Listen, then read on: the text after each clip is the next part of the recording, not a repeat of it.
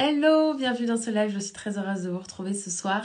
Et ce soir, je vais répondre à la question de Lise qui me demande comment savoir quand il faut continuer ou abandonner. J'ai fait tout ce qu'on m'a dit de faire pour gagner de l'argent avec ma passion. Malgré tous mes efforts et mon niveau d'épuisement, je n'ai pas encore de résultats.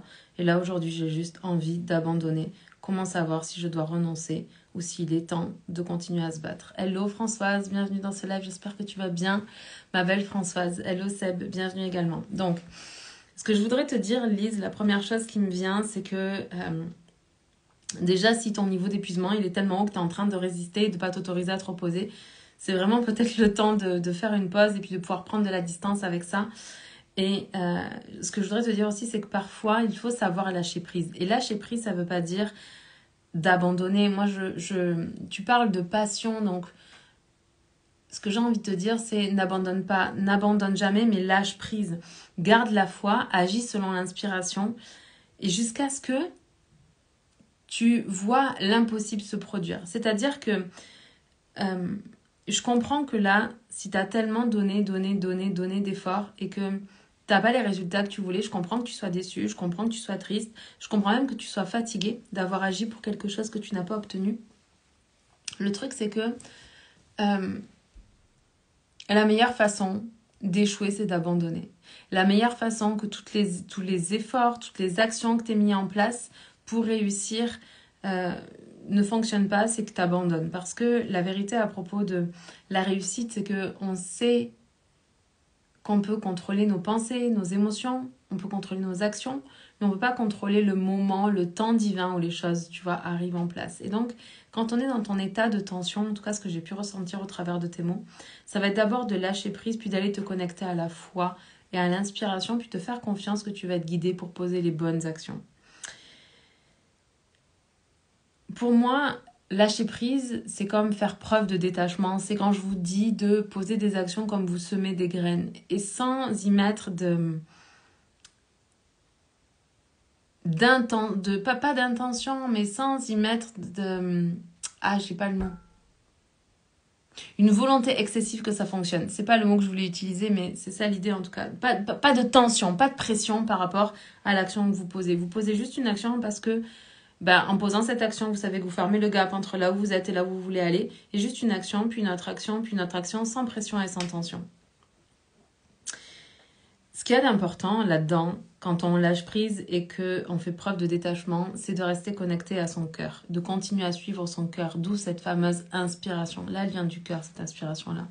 Mais ne renonce pas à ta mission. Je ne sais pas quelle est ta mission, je ne sais pas si c'est une quête de sens, si c'est une quête d'éveil, je ne sais pas si c'est une quête de paix intérieure, je ne sais pas, je pense que c'est une entreprise ou peut-être une activité créative ou créatrice, ou peut-être même si vous n'êtes pas concerné par la problématique de Lise, mais quelque chose qui ressemble, ça peut être aussi une guérison personnelle. L'idée, c'est de jamais laisser tomber même si vous avez peur d'échouer, parce que une chose est certaine, c'est que la peur de la chose entraîne la chose. Donc si, parce que vous avez peur, vous abandonnez, alors vous êtes en train de créer l'échec dans votre vie. L'idée, ce que je voudrais plutôt, c'est de prendre conscience que quand vous avez peur de quelque chose, plus vous écoutez cette peur, vous dites, ok, j'ai peur d'échouer, donc je vais prendre de la distance, je vais lâcher prise là sur les résultats pour l'instant. Et puis, je ne vais pas réagir et agir par rapport à cette peur. À la place, je décide de ne pas laisser tomber. À chaque fois que vous avez peur et que vous décidez de ne pas laisser tomber, c'est comme si vous étiez en train de muscler, de développer, de faire grandir votre pouvoir intérieur. Et ce pouvoir intérieur, c'est lui qui va créer votre libre arbitre. Vous le savez, je ne crois pas qu'on ait tous le même libre arbitre. Je pense que plus on avance dans notre vie, dans nos projets, et plus on est capable de décider ce que l'on veut, ce qui est notre norme, comme c'est ça et rien d'autre, etc. Plus on est capable de faire ça, moins on est soumis aux conditions extérieures et plus notre libre arbitre grandit. Et plus notre libre arbitre grandit, et plus du coup on retrouve notre pouvoir intérieur. Et c'est notre pouvoir intérieur qui va nous donner la force de pratiquer au quotidien, de faire les actions que l'on sait que l'on doit faire, de faire le nécessaire en fait pour accéder à notre désir. Et puis notre désir là, ça devrait être la chose la plus importante pour nous. Savoir où est-ce qu'on a envie d'aller. Je vous en ai parlé dans le live, je crois, d'hier ou d'avant-hier, quand je vous parlais de la vision. Et quand je vous disais que, en tant qu'entrepreneur, quand on se lance, si on n'a pas une grande vision, une vision qui nous dirige, qui fait qu'on sait qu'on va là-bas et qu'en fait on va aller grandir comme la montagne de notre cœur, si on n'a pas cette vision-là, si on n'est pas connecté à ce désir que l'on a, le risque, c'est qu'en fait quelqu'un nous dise bah, « toi, tu dois gravir cette montagne-là » et que ce soit juste pas notre montagne. Donc, c'est très important d'aller connecter avec ce désir personnel qui nous donne la direction. Puis, un truc que je dois vous dire, c'est que on est digne de tous nos désirs. On mérite tous nos désirs. Puis, c'est même pas une question de mérite parce que ça voudrait dire qu'on a fait des bonnes choses pour avoir le droit à ce désir-là. En fait, le simple fait que vous ayez un désir à l'intérieur de votre cœur et que c'est quelque chose qui vienne vous nourrir que d'avoir ce désir, que c'est une source de motivation, que c'est quelque chose qui vous met en mouvement pour vous réaliser, pour vous accomplir, alors ce désir vous donne la direction que vous devez prendre.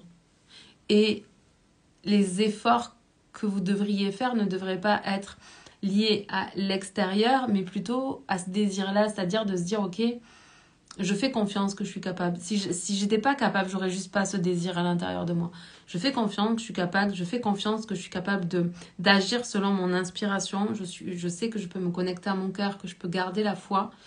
Et du coup, en agissant de cette manière-là, Lise, tu vas retrouver ce feu sacré à l'intérieur de toi. Ce désir que tu avais au démarrage. Pourquoi est-ce que tu as voulu commencer? Ce pourquoi qui est tellement important. Puis un truc que je voudrais vous dire, c'est que, et que je voudrais te dire, Lise, d'autant plus que tu es une femme, c'est que la force et la détermination féminine se nourrissent d'amour et de dévotion. Dévotion par rapport à son désir, dévotion par rapport à quelque chose que l'on a envie de créer pour soi-même. Tu vois, c'est un engagement maximal dans l'amour, pas dans la force, pas dans la pression, pas dans la tension.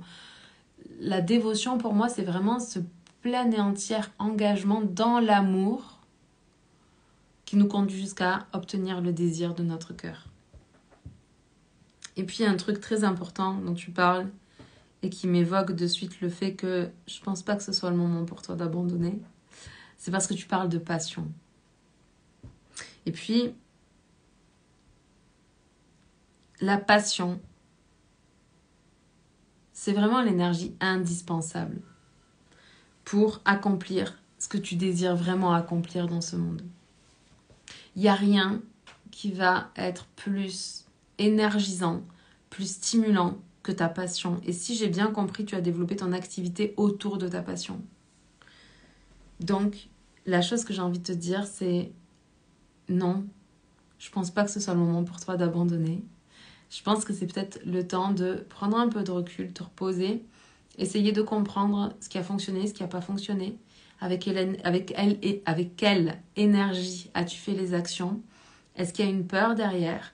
Si tu as peur d'échouer, si tu as peur de ne pas réussir, comprends que la peur de la chose entraîne la chose et qu'à chaque fois que tu décides de ne pas plonger dans la peur, tu gagnes du libre arbitre et tu gagnes du pouvoir intérieur. Et plus tu grandis ton libre arbitre et plus tu grandis ton pouvoir intérieur, et plus c'est facile de garder la foi, d'agir depuis l'inspiration, de suivre son cœur, de gravir sa propre montagne, même quand on fait face aux critiques ou à l'épuisement.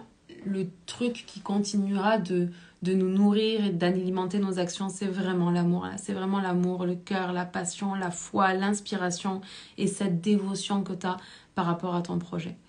Donc, moi, les conseils que j'aurais envie de donner, c'est peut-être juste le temps de prendre un peu de recul et puis de sortir la tête du guidon, parce que très souvent, c'est ce qui se passe. On passe à l'action, on a la tête dans le guidon, on fait, puis on ne s'arrête pas pour être, on ne s'arrête pas pour vivre, on ne s'arrête pas pour expérimenter, on ne s'arrête pas, même pas pour recevoir la récolte de tout ce que l'on a semé. Et peut-être que ta problématique, elle est juste là. Donc, je te dirais de lâcher prise. Ça ne veut pas dire abandonner.